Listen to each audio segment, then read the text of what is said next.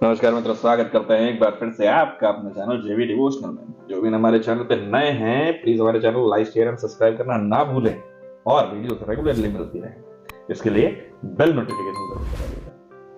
बात करते हैं पिछले एपिसोड की। तो पिछले एपिसोड में हम लोगों ने देखा कि किस प्रकार से मारुति नंदन वन में अपने मित्रों के साथ फल खाने की प्रक्रिया को अंजाम दे रहा है कि उसी बीच उन्हें एक श्वेत फल दिखाई देता है झाड़ियों के पीछे। वो किसी की ऋषि की जटा होती है।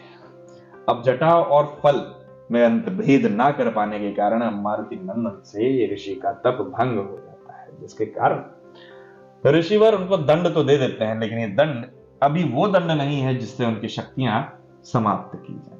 वो आगे प्रकरण हमें देखने को प्राप्त। और एक तरफ हमने देखा किस प्रकार से आश्चर्यचकित हो जाते हैं हमारे शनिदेव मारुति नंदन का जिक्र होता ही, उनका नाम लेने से ही उनको पता चल जाता है कि उनकी ख्याति कितनी बड़ी है। इसमें शक्ति है, इस नाम में भक्ति है। और शक्ति तो हमारे काकोल ने देख ही रखी है। अच्छा, एक प्रोग्राम और चल रहा है, जो प्रोग्राम हमारे दिखा रहे इंद्रदेव। रात में दारू ज्यादा हो गई थी आपकी, आपने लगा ज्यादा मदिरा पान कर लिया, आपकी बुद्धि जो है भ्रष्ट हो गई। मैं खाऊंगा सूरज तो जल नहीं जाऊंगा। उन्होंने कैमरे में देखा कि जब अश्व बन गए हमारे सूर्यदेव, तो अब उनका जो है भक्षण करने का योजना बना रहे हैं, वो भी राहु के थ्रू। अब पता नहीं है सूर्यदेव का भक्षण करने की योजना बना रहे हैं कि सूर्यदेव जो बनाते हैं आग का गोला, उसका भक्षण करने की योजना बना रहे हैं, पता नहीं।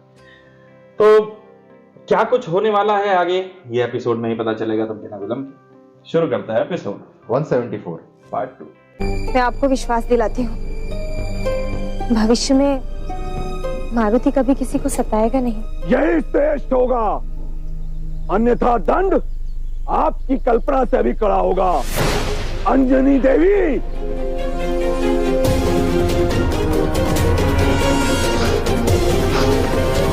की भी एक समस्या थी, बेचारे वन में तपस्या करते थे तो भंग करने के लिए भाग लो। तो दिन भर उत्पात मचाते हो मारुति, और अब घर से बाहर निकलकर ऋषियों को भी सताना प्रारंभ कर दिया है। क्या करता माता, भूख लगी थी। ऋषि का जटा संकुल देखा तो लगा कि ये फल है, और मैंने। बहुत हो गया, अब तुम मेरे साथ घर चलोगे। चलो, यहाँ रहो तुम।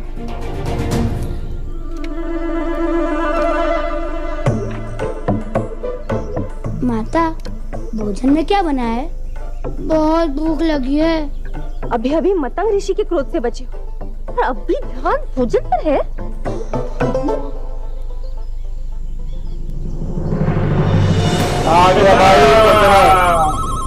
माता, क्या मैं वो फल खा सकता हूँ?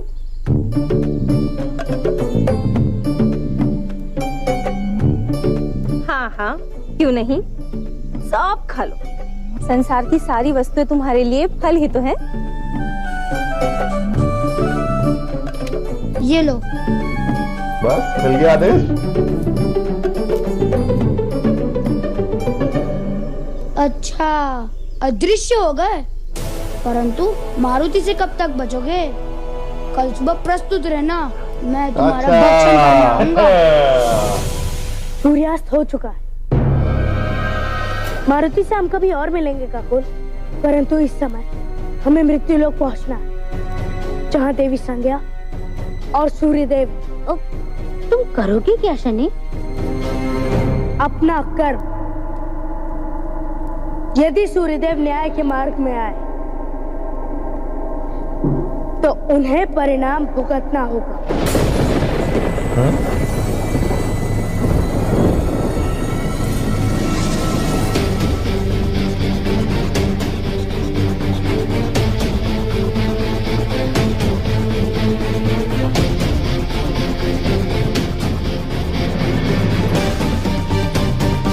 सही रूप में आ गए।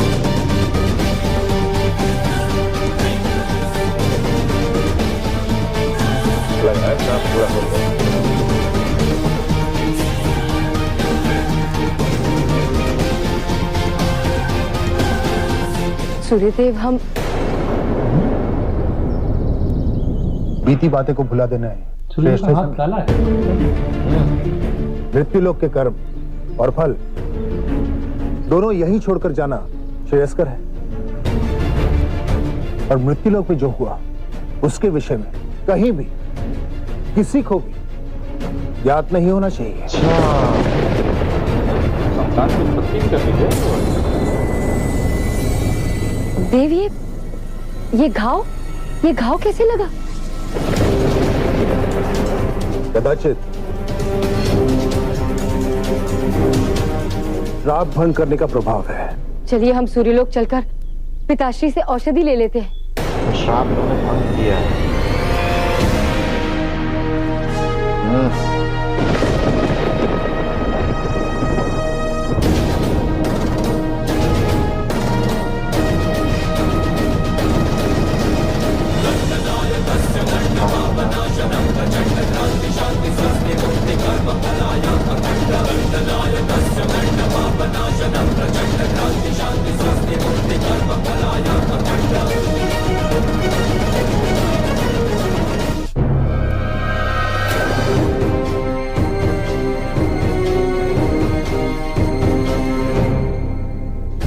मैं मानती हूँ शनि, तुम अब भी मेरे बारे में अच्छा नहीं सोचोगे, परंतु मैं स्वीकार करती हूँ कि तुमसे दंड पाने के पश्चात मुझे अनुभव हुआ कि मैं इसी पात्र थी, परंतु अब मेरी आंखें खुल गई हैं पुत्र। अब हमारे परिवार का बुरा समय बीत गया है। बुरा समय समाप्त नहीं हुआ है देवी संज्ञा, अब तो शुरू हुआ है। वो तो पुनः प्रारंभ हुआ है और सूर्यदेव ने आपका श्राप नहीं, कर्मों का न्याय काटा है और उसके परिणाम सामने आएंगे। मेरी दृष्टि में सब समाप्त हुआ है शनि। कर्म फलदाता होने के नाते तुमने अपना कर्तव्य निभाया और मैंने संज्ञा का पति होने के नाते अपना। चलो संज्ञा।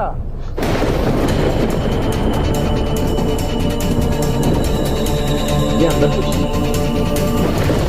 तो है, पेट पूरे का पेट है।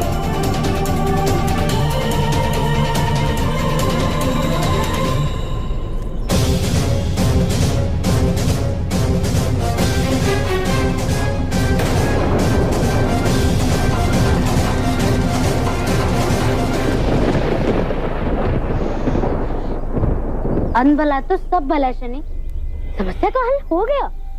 अब तो यम के पास भी तुमसे क्रोधित होने का कोई कारण नहीं। अभी समस्या का हल नहीं हुआ है काकुल। जिस प्रकार देवी संज्ञा और सूर्यदेव अपनी दृष्टि झुकाकर गए, मुझे आभास हो रहा है कि एक नई समस्या का उदय हो रहा है।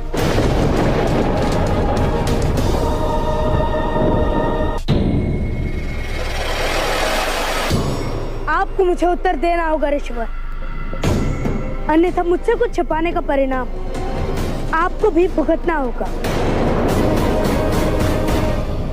मैं केवल इतना जानता हूं कि मैं एक भार से मुक्त हो गया, मेरा श्राप समाप्त हुआ।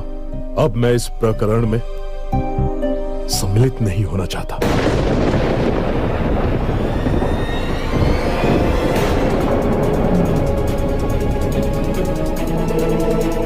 मुझसे गंभीर क्यों हो शनि? मेरा विश्वास करो, सूर्योदय होने पर अंधकार के साथ साथ सभी कलेशों का भी अंत हो जाएगा। नहीं काकू, मेरी चेतना कह रही है कि सूर्योदय के साथ कोई बड़ी समस्या का उदय भी होगा।